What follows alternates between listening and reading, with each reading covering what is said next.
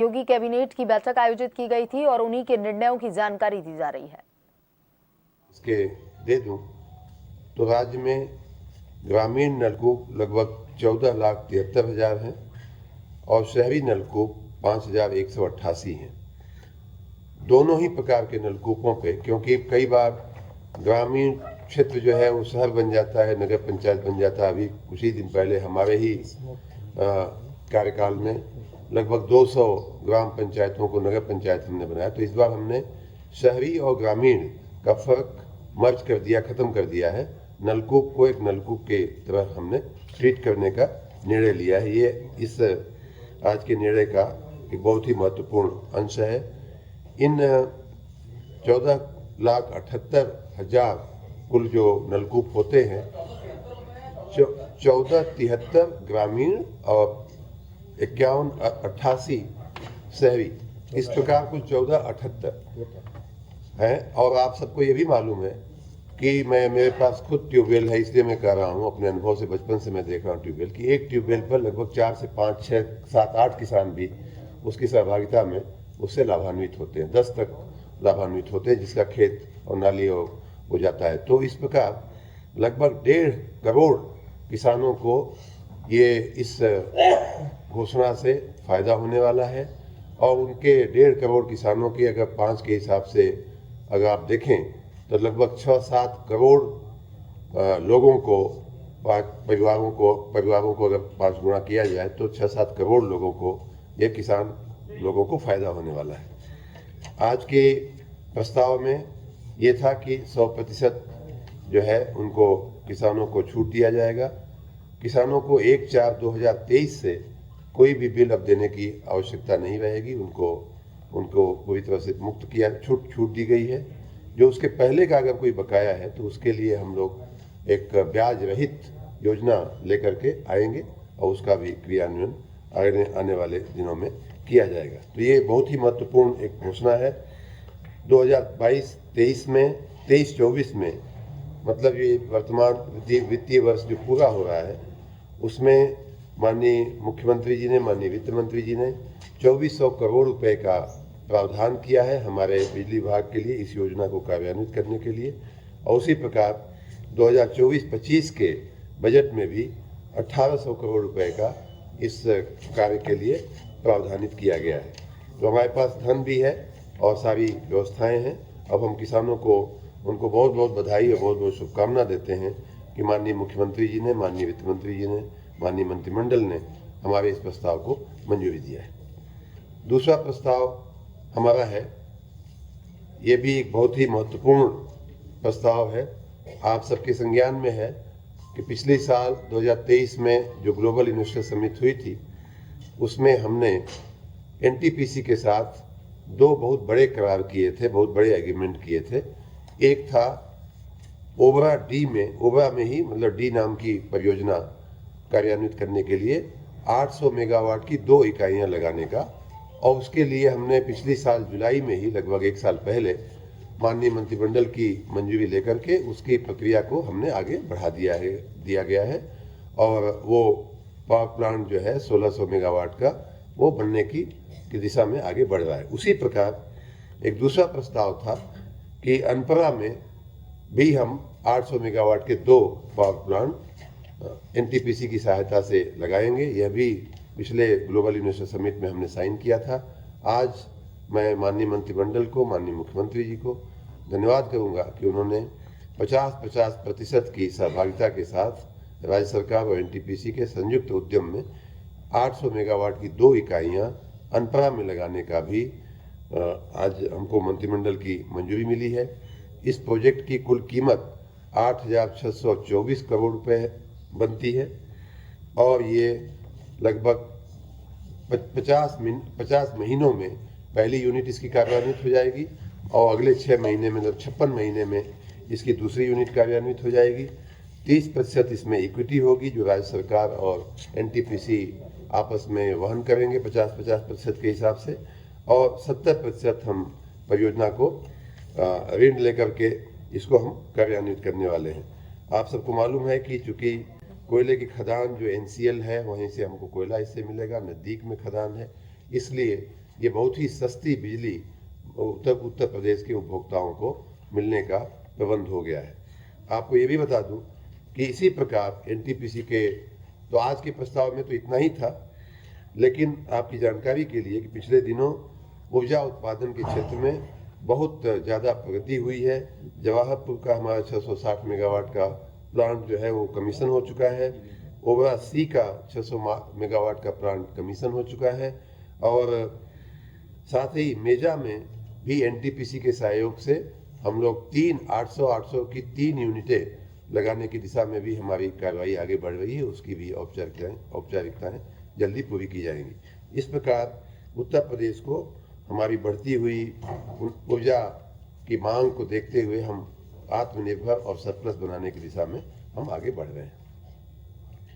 दूसरा एक प्रस्ताव था हमारा जो नेवेली का पोजीशन है पावर का, उसमें उसके तहत घाटमपुर का जो हमारी 660 मेगावाट की 3 यूनिटें हैं सुपर क्रिटिकल, उनका कार्यान्वयन हो रहा है। उनको लोन लेने के लिए उनके पास जो ज़मीन है प्रोजेक्ट की, उसको मॉर्गेज करने की आवश्यकता पड़ती है। उसमें कई बार ये ऐसा देखा गया है कि बहुत ज़्यादा स्टैम्प ड्यूटी और रजिस्ट्रेशन फ़ी लग जाती है, तो उसकी मुक्ति के लिए, माफ़ी के लिए हम लोग माननीय मंत्रिमंडल के समक्ष आए थे। माननीय मंत्रिमंडल ने इस प्रस्ताव को भी मंजूरी दिया है, और उसमें 181 करोड़ रुपए का पंजीकरण शुल्क 121 करोड़ रुपए और स्टाम्प शुल्क 60 करोड़ रुपया, कुल मिलाकर के 181 करोड़ रुपए की मुक्ति देने का प्रस्ताव भी माननीय मंत्रिमंडल ने मंजूर किया है। एक अन्य बहुत ही महत्वपूर्ण हमारा प्रस्ताव मंजूर हुआ है, वो है हाइड्रोजन, ग्रीन हाइड्रोजन पॉलिसी, जो हम लोग काफ़ी दिनों से इस पर काम कर रहे थे। हमने काफ़ी इस पर स्टेक होल्डर कंसल्टेशन किया, कई राउंड इंडस्ट्री के साथ, जो लोग जानकार हैं, एक्सपर्ट हैं इसके, उन सभी के साथ हमने इस पर कंसल्टेशन किया, और आज हमने इसकी मंजूरी माननीय मंत्रिमंडल ने हमें इसके लिए दिया है। आप सबके संज्ञान में है कि 2022-23 में भारत सरकार ने हाइड्रोजन, ग्रीन हाइड्रोजन की एक मिशन बनाया, और कुछ गाइडलाइंस भी उन्होंने 2030 तक कैसे इसको हम अमल में लाएंगे उसके लिए उन्होंने प्रख्यापित किया।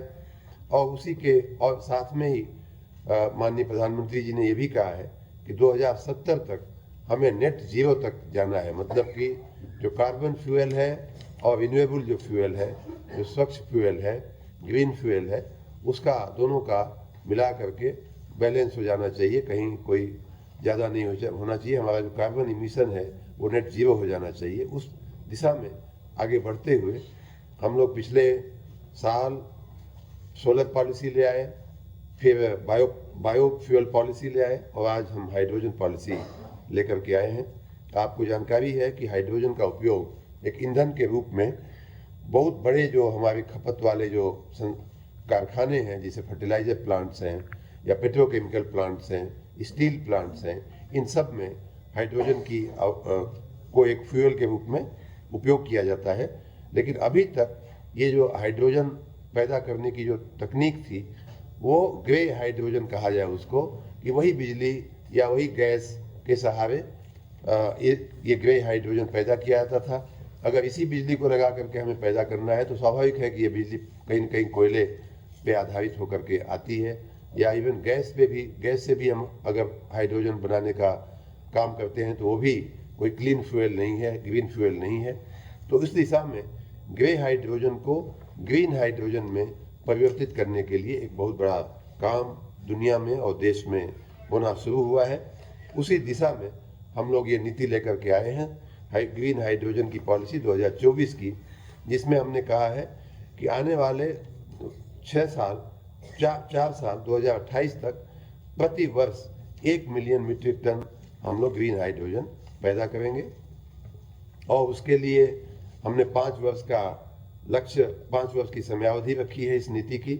और इस समयावधि में जो उद्योग इस क्षेत्र में आएंगे उनको लगभग 5,045 करोड़ रुपए की धनराशि सब्सिडी के रूप में या अन्य राहतों के रूप में देने का भी माननीय मुख्यमंत्री जी, माननीय वित्त मंत्री जी ने प्रावधान करने की हम लोगों को इजाज़त दिया है। जैसा मैंने कहा कि 1 मिलियन मीट्रिक टन प्रति वर्ष 2028 तक हम लोग इसमें पैदा करने का हमारा लक्ष्य है। और ऐसे उद्योगों को हम 10% से 30% तक सब्सिडी उनके कैपिटल एक्सपेंडिचर पे हम देंगे। और जो पहले 5 उद्योग आएंगे उनको हमने ये भी कहा है कि उनको हम 40% तक सब्सिडी देने की हम व्यवस्था कर रहे हैं। एनर्जी बैंकिंग का भी हम प्रावधान कर रहे हैं, क्योंकि इसमें बहुत बड़ी मात्रा में सोलर या ऐसी एनर्जी पैदा होगी तो उसको कई बार ऐसा होता है कि उनकी खपत दिन में नहीं है, रात में चाहिए, इस समय नहीं है, किसी और समय चाहिए, तो लोग हमारे ग्रिड में डाल देते हैं, उसको बैंकिंग कहते हैं। और फिर जब उनको आवश्यकता होती है तो ग्रिड से वो ड्रा करते हैं वो एनर्जी। उसकी व्यवस्था भी हम लोग कर रहे हैं। जो हमारे यूपीईआरसी की गाइडलाइंस है, हमने इस पॉलिसी में ये कहा है कि समय समय पे हम उसके लिए अलग अलग गाइडलाइंस बनाते रहेंगे और इंडस्ट्री के साथ संपर्क में रह करके एनर्जी बैंकिंग के हम प्रावधान बनाते रहेंगे। उसी के साथ हमने ये भी कहा है कि जो इंट्रा स्टेट ट्रांसफ़र के जो चार्जेज लगते थे एनर्जी को ग्रिड में डाल करके, या तो कहीं दूसरे स्टेट में अंदर स्टेट के अंदर हमें किसी को देना है, कैप्टिव उपयोग करना है या किसी को देना है, उसमें जो व्हीलिंग और ट्रांसमिशन चार्ज लगता है उस पर 100% की हम छूट देंगे। खास करके विक्रय और कैप्टिव दोनों ही तरह के उपयोग पर।